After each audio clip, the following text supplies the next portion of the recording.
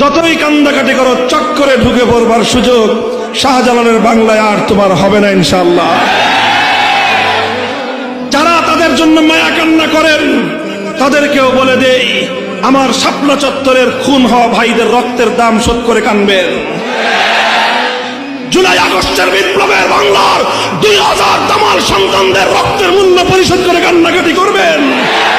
এর আগ পর্যন্ত কোন খুনি বাংলার মাটিতে পুনর্বাসিত হবে না।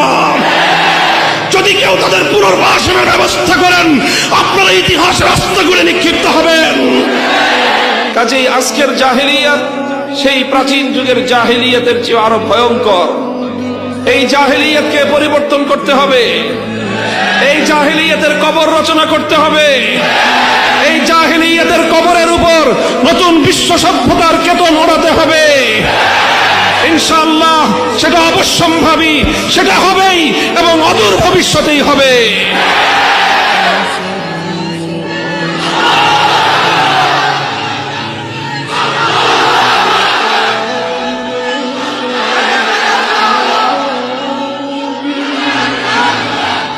প্রশ্ন হলো, ইসলাম তো বিজয়ী হবেই।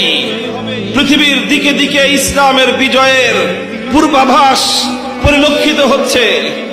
পৃথিবীর বিভিন্ন দিগন্তে ইসলামের চূড়ান্ত বিজয়ের সূর্যোদয়ের পূর্বেকার সুবহে জাদিদ দেখা যাচ্ছে। প্রশ্ন হলো আমার আর তোমার জন্য যে আমরা আমাদের এই ভূখণ্ড থেকে ইসলামের সেই অগ্রযাত্রার মিছিলে আমরা কোথায় থাকবো? সম্মুখ সারিতে থাকবো না আমরা পশ্চাৎ পথ থেকে যাব? এটাই আজ আমাদের কাছে ঐতিহাসিক এবং সবচেয়ে গুরুত্বপূর্ণ প্রশ্ন। মুহতারাম হাজিরিন, এজন্য এই সময়টায় আমরা আলোকপাত করতে চাই যে রাসূল সাল্লাল্লাহু আলাইহি ওয়াসাল্লামের বিপ্লবী কর্মসূচি কি ছিল, যেই কর্মসূচির মাধ্যমে তিনি এক ইনকিলাব এনেছিলেন। আমরাও যদি সেই কর্মসূচিগুলোকে, সেই কাজগুলোকে ধারণ করতে পারি, ইনশাআল্লাহ নতুন জাহেলিয়াতকে পরাস্ত করে আবার সেই নবী যুগের সোনালী আদর্শ আমরা ফিরিয়ে আনতে পারবো।